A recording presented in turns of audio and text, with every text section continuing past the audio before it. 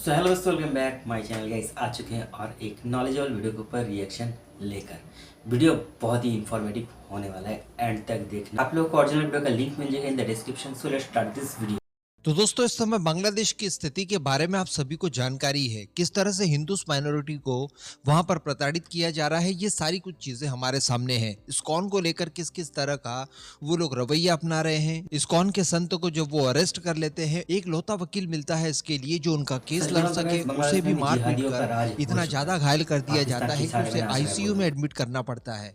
तो कहने का मतलब, हर तरह की त्रासदी इस समय बांग्लादेश में देखने के लिए मिल रही है।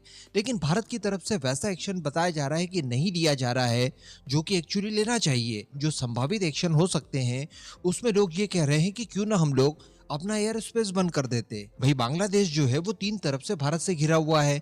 एक तरफ समुद्र है, तो अगर भारत अपना एयर स्पेस बंद कर देता है तो आपको अगर आना जाना है बांग्लादेश, तो समुद्र की तरफ से घूम फिर कर फिर आइए, कोई प्रॉब्लम नहीं है। लेकिन भारत का एयर स्पेस आप इस्तेमाल नहीं कर सकते। और एक्चुअली अगर ये भारत ने कर दिया तो बांग्लादेश आधे से ज्यादा घुटनों पर आ जाएगा। इसके अलावा जो दूसरी कार्रवाई है वो हो सकती है असेंशियल चीजों को लेकर, जिसमें बहुत सारे रॉ मटेरियल्स हैं जिससे कि उनकी इंडस्ट्रीज वगैरह चलती है। इसके अलावा सब्जी हो गई, फ्रूट्स हो गए, या फिर अनाज वगैरह हो गए, इन सब की भी सप्लाई अगर रोक दी जाती है तो डेफिनेटली बांग्लादेश घुटनों पर आ सकता है। इसके बाद मेडिकल मेडिकल सेवाओं के लिए ये लोग भारत आते हैं। जो इलाज भारत में 20,000 में हो जाता है, अगर वही इलाज ये लोग अमेरिका करवाने के लिए जाएं तो 2 करोड़ रुपए खर्च करने पड़ेंगे। तो ये काम भी हम लोग फुल प्रूफ तरीके से कर सकते हैं। हालांकि मेडिकल को मगर लेकर कर क्यों बताया नहीं रहा जाता है है, कि मुझे तो बंगाल ये के समझ अंदर में ही कुछ नहीं आ रहा है। डॉक्टर्स और हॉस्पिटल्स द्वारा ये कह दिया गया है, इवन अनाउंसमेंट कर दिया गया है कि किसी भी बांग्लादेशी का यहाँ पर उपचार वगैरह नहीं किया जाएगा, जो कि एक अच्छी बात मानी जा सकती है। इसके अलावा जो तीसरी कार्रवाई है वो ये है कि जो चटगांव वाला चिकन नेक कहलाया जाता है बांग्लादेश का, उसे काट दिया जाए। तो वो जो एक व्यापारिक हब माना जाता है जहां से सीधे बंदरगाह कनेक्टिविटी जुड़ती है बांग्लादेश की, वो भी हम लोग समाप्त कर सकते हैं। तो इस तरह की कई सारी कार्रवाइयां हम लोग बहुत आसानी से और बहुत कम एफर्ट लगाकर कर सकते हैं, लेकिन अभी तक की नहीं जा रही है। और यही इस समय भारतीयों मुझे के जहाँ मन तक में लगता है रोष क्या है है, कि इसके आप पीछे कुछ आखिरकार साजिश ये है। सारी कार्रवाइयां क्यों नहीं कर रहे हैं, जबकि हम लोग ये कर सकते हैं। तो अब मैं आपको बता दूं कि देखिए, बांग्लादेश को अंडर प्रेशर लाने के लिए वो सारी कार्रवाइयां भारत द्वारा की जा रही है जो एक्चुअली की जानी चाहिए। लेकिन बस ये सारी चीजें क्रमबद्ध तरीके से की जा रही है। आपको याद होगा जब तख्ता पलट हुआ था बांग्लादेश में, तभी मैंने आपको कहा था कि 3-4 महीने रुक जाइए, यहाँ पर भी आटा 300 रुपए किलो पहुंच जाएगा पाकिस्तान की तरफ। और एक्चुअली अब वहां पर ऐसा होने लगा है, क्योंकि भारत की तरफ से कई सारी असेंशियल चीजों की जो एक्सपोर्ट थी बांग्लादेश को, वो रोक दी है, जिसमें अनाज, फल, सब्जी वगैरह ये सब इंक्लूड कर सकते हैं आप। और बताया जा रहा है कि इसकी इतनी मारक मार बांग्लादेश में हो चुकी है कि बांग्लादेश की सीमा पर, जो कि भारत से लगती है, यहाँ पर अब ब्लैक मार्केटिंग वगैरह शुरू हो चुकी है। और बांग्लादेशी इस लेवल पर परेशान हो चुके हैं कि वो लोग भारत से ये सारी एसेंशियल चीजें खरीदने के बदले सोना देने के लिए बाध्य हो गए हैं। देखिए, बांग्लादेश भारत सीमा पर किसी जमाने में पशुओं की तस्करी होती थी। भारत से गायें ले जाकर बांग्लादेश में बेची जाती थी, जिसकी तस्करी इसी तरह की कुछ होती थी। इसके अलावा जो दूसरी तस्करी होती थी वो घुसपैठियों को लेकर होती थी, कि घुसपैठियों को अंदर लाने के लिए पैसा वगैरह दिया जाता था। अब ठीक उसी तरह की तस्करी अनाज को लेकर होने लगी है, क्योंकि भारत की तरफ से जो खाद्य निर्यात था बांग्लादेश को, वो प्रतिबंधित कर दिया गया है, जिसमें आप अनाज ले सकते हैं, प्राय प्राय चीनी ले सकते हैं, प्याज है, और भी कई सारी एसेंशियल चीजें जो भारत भेजा करता था वो सारी बंद कर दी गई है। बहुत हालांकि ही अच्छे राजस्व कह के गए। तौर पर दोनों ही देशों को इससे काफी नुकसान हो रहा है। भारतीय व्यापारियों को भी हो रहा है और बांग्लादेश को तो हो ही रहा है। लेकिन इसके बावजूद ये कठिन स्टेप उठाने जरूरी थी। अब ये खबर को जिस तरह से प्रकाशित किया है, इसमें ये बताया जा रहा है कि जो बॉर्डर्स हैं वहां पर बीएसएफ द्वारा अभी भी उस लेवल पर सफलता हासिल नहीं की गई है जैसे कि एक्चुअली करनी चाहिए।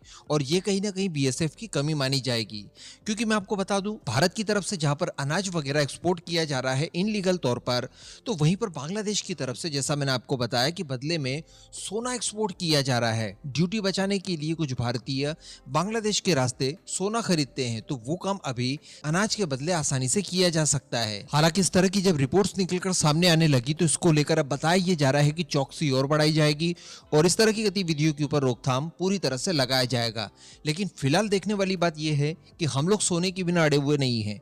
किसी तरह की कोई परेशानी नहीं होगी अगर बांग्लादेश से भारत के अंदर सोना सोना नहीं आ पाता है तो। लेकिन अगर अनाज बांग्लादेश नहीं जाता है तो किस तरह की स्थितियां जनरेट हो सकती है वहां पर, आप समझ सकते हैं। तो ये जो भारत की तरफ से प्रतिबंध लगाया गया है, जिसमें खाद्य निर्यात बिल्कुल ही बंद कर दिया गया है, इसको लेकर आपका क्या मानना है? तो दोस्तों वीडियो होते ही पे खत्म। वीडियो बहुत ही नॉलेजेबल। अब दोस्तों इंडिया ने बांग्लादेश के साथ ये जो किया है ना, बहुत ही अच्छा किया है, बहुत ही बढ़िया किया है। मुझे और एक बात भी सुनने का आया था कि बांग्लादेश को जो हम इलेक्ट्रिक सप्लाई करते थे उसको रोक दिया गया है। अब ये मुझे एग्जैक्टली तो नहीं पता है, अब ये सही है या फिर गलत वो भी मुझे नहीं पता है, मगर मैंने सुना था। अगर आप लोगों को पता हो ना तो मुझे करेक्ट जरूर कर देना। और इस वीडियो में दोस्तों जितना भी तरीका बताया गया ना, वो सारा तरीका मुझे बहुत ही अच्छा लगा। और हमारा भारत सरकार को ना ये जितना भी तरीका बताया गया सबके सबको एक के बाद एक ना इम्प्लीमेंट करना भी चाहिए, तो बांग्लादेश का जो अकल है वो ठिकाने आए शायद। अब क्यों नहीं करे? बांग्लादेश ने काम ही कुछ ऐसा किया है, हरकत ही इतना गंदा किया है कि कुछ भी नहीं कर सकते, हमें करना पड़ेगा ही। आप लोग ही सोचिए, जिस देश को हमने बना कर दिया उन लोगों को, पाकिस्तान से लड़कर उन लोगों को हेल्प किया, और आज बांग्लादेशी हमारे हिंदू भाई बहनों के साथ क्या कर रहे हैं आप लोग समझिए। आप लोग इसको स्वीकार करोगे? मैं तो नहीं करूँगा।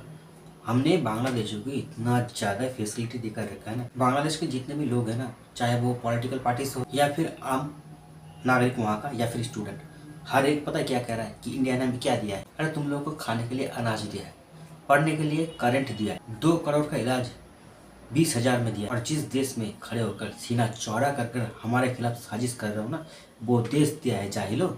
और तुम क्या चाहते हो हमसे? इसके बाद भी अगर तुम लोग कहते हो कि भारत ने हमें क्या दिया है, तो भाई तुम लोग को एक ही बात कहना है कि चुल्लू भर पानी में डूब मरो। मैं ना मोदी जी से एक ही रिक्वेस्ट करना चाहता हूँ कि मोदी जी प्लीज बांग्लादेश को ऐसा सबक सिखाओ कि दोबारा ये जो गलती है करने से पहले 100 बार सोच। तो दोस्तों वीडियो के ऊपर आप लोगों का क्या राय है वो आप लोग कमेंट में जाकर बता सकते हो। वीडियो अगर अच्छा लगे वीडियो को लाइक कर देना, शेयर कर देना। तो मिलते हैं नेक्स्ट वीडियो में, तब तक के लिए जय हिंद, जय भारत।